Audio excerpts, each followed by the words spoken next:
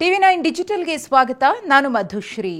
ಬಹುಭಾಷಾ ಹಿರಿಯ ನಟಿ ಸುಹಾಸಿನಿ ಮಣಿರತ್ನಂ ಯಾರಿಗೆ ತಾನೇ ಗೊತ್ತಿಲ್ಲ ಹೇಳಿ. ಕನ್ನಡ ಸೇರಿದಂತೆ ಬೇರೆ ಬೇರೆ ಚಿತ್ರರಂಗದಲ್ಲೂ ತಮ್ಮ ಮನೋಜ್ಞ ಅಭಿನಯದ ಮೂಲಕ ಅಪಾರ ಅಭಿಮಾನಿ ಬಳಗವನ್ನ ಸಂಪಾದಿಸಿರುವ ಬಟ್ಟಲು ಕಂಗಳ ಚೆಲುವೆ. ಕನ್ನಡ ಚಿತ್ರರಂಗಕ್ಕೆ ಇವರು ಕೊಟ್ಟ ಕೊಡುಗೆ ಅಪಾರ. ಬೆಂಕಿಯಲ್ಲಿ ಅರಳಿದ ಹೂವು, ಬಂಧನ, ಅಮೃತ ವರ್ಷಿಣಿ, ಮುತ್ತಿನ ಹಾರ ಸೇರಿದಂತೆ ಅನೇಕ ಸೂಪರ್ ಡೂಪರ್ ಹಿಟ್ ಸಿನಿಮಾಗಳನ್ನ ನೀಡಿರುವ ನಟಿ ಸುಹಾಸಿನಿ. ಅದರಲ್ಲೂ ಸಾಹಸ ಸಿಂಹ ಡಾಕ್ಟರ್ ವಿಷ್ಣುವರ್ಧನ್ ಮತ್ತು ಸುಹಾಸಿನಿಯವರ ಜೋಡಿಯಂತೂ ಕನ್ನಡಿಗರಿಗೆ ಮೋಡಿ ಮಾಡಿತ್ತು. ಸದಾ ಹಸನ್ಮುಖಿಯಾಗಿ ನಗುನಗುತ್ತಾ ಇರುವ ಸುಹಾಸಿನಿಯವರು ತಮ್ಮ ವೈಯಕ್ತಿಕ ಬದುಕಿನ ರಹಸ್ಯವೊಂದನ್ನು ಹೇಳಿಕೊಂಡಿದ್ದು ಆ ವಿಷಯ ಕೇಳ್ತಾ ಇದ್ದಂತೆ ಅಭಿಮಾನಿಗಳು ಶಾಕ್ ಆಗಿದ್ದಾರೆ. ಹೌದು, ಸುಹಾಸಿನಿಯವರು ಚಿಕ್ಕ ವಯಸ್ಸಿನಲ್ಲೇ ಗಂಭೀರ ಆರೋಗ್ಯ ಸಮಸ್ಯೆಯೊಂದನ್ನು ಎದುರಿಸಿದ್ರಂತೆ. ಇತ್ತೀಚೆಗೆ ಸಂದರ್ಶನವೊಂದರಲ್ಲಿ ಮಾತನಾಡಿದ ಸುಹಾಸಿನಿಯವರು ಆ ಆರೋಗ್ಯ ಸಮಸ್ಯೆಯನ್ನ ಬಿಚ್ಚಿಟ್ಟಿದ್ದಾರೆ. 6ನೇ ವಯಸ್ಸಿನಲ್ಲೇ ತಮಗೆ ಟಿಬಿ ಅಂದರೆ ಕ್ಷಯ ರೋಗವಿತ್ತು ಎಂಬುದನ್ನು ಹೇಳಿಕೊಂಡಿದ್ದಾರೆ.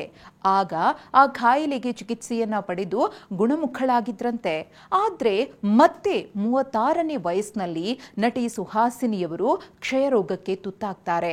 ತಮ್ಮ ಅನಾರೋಗ್ಯದ ಬಗ್ಗೆ ಮಾತನಾಡ್ತಾ ಸುಹಾಸಿನಿಯವರು ಈ ಸಂದರ್ಶನದಲ್ಲಿ ಭಾವುಕರಾಗ್ತಾರೆ ಕೂಡ. ಮಲ್ಟಿ ಡ್ರಗ್ ರೆಸಿಸ್ಟೆಂಟ್ ಟಿಬಿ ಸೋಂಕಿನಿಂದ ಅತಿ ವೇಗವಾಗಿ ತೂಕವನ್ನ ಕಳೆದುಕೊಂಡ್ರಂತೆ. ಅಂದ್ರೆ 75 ಕೆಜಿಯಿಂದ 35 ಕೆಜಿಗೆ ತೂಕ ಇಳಿಕೆಯಾಗಿತ್ತಂತೆ. ಅಷ್ಟು ಮಾತ್ರವಲ್ಲ, ಕಿವಿ ಕೇಳಿಸೋದು ಕೂಡ ಕಡಿಮೆಯಾಗಿತ್ತು ಅಂತ ಹೇಳಿಕೊಂಡಿದ್ದಾರೆ. ಇನ್ನು ಈ ಗಂಭೀರ ಕಾಯಿಲೆಯ ವಿರುದ್ಧ ಹೋರಾಡಿ ಗೆದ್ದಿರುವ ಸುಹಾಸಿನಿಯವರು ಕ್ಷಯರೋಗದ ಬಗ್ಗೆ ತಮಗಿದ್ದ ಭಯ ಮತ್ತು ಹಿಂಜರಿಕೆಯ ಬಗ್ಗೆ ಮಾತನಾಡಿ, ನಾನು ಸ್ವಯಂ ಕಳಂಕದಿಂದಾಗಿ ನನ್ನ ಆರೋಗ್ಯ ಸಮಸ್ಯೆಯನ್ನ ರಹಸ್ಯವಾಗಿ ಇಟ್ಬಿಟ್ಟೆ.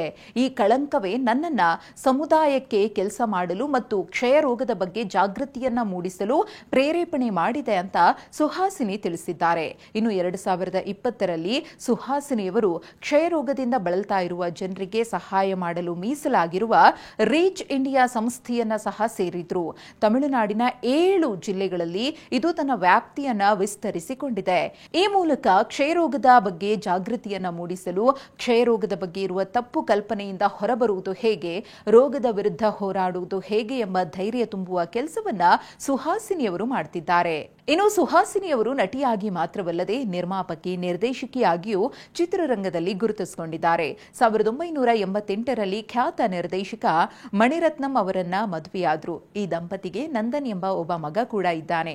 ಇನ್ನು ಸುಹಾಸಿನಿಯವರು ಸಾಕಷ್ಟು ಸಮಾಜಮುಖಿ ಕಾರ್ಯಕ್ರಮಗಳಲ್ಲೂ ಕೂಡ ತಮ್ಮನ್ನ ತೊಡಗಿಸಿಕೊಂಡಿದ್ದು, ಒಂಟಿ ಮಹಿಳೆಯರ ಸಬಲೀಕರಣಕ್ಕಾಗಿ 2010ರಲ್ಲಿ ನಾಮ್ ಫೌಂಡೇಶನ್ ಅನ್ನ ಕೂಡ ಸ್ಥಾಪನೆ ಮಾಡಿದ್ದಾರೆ.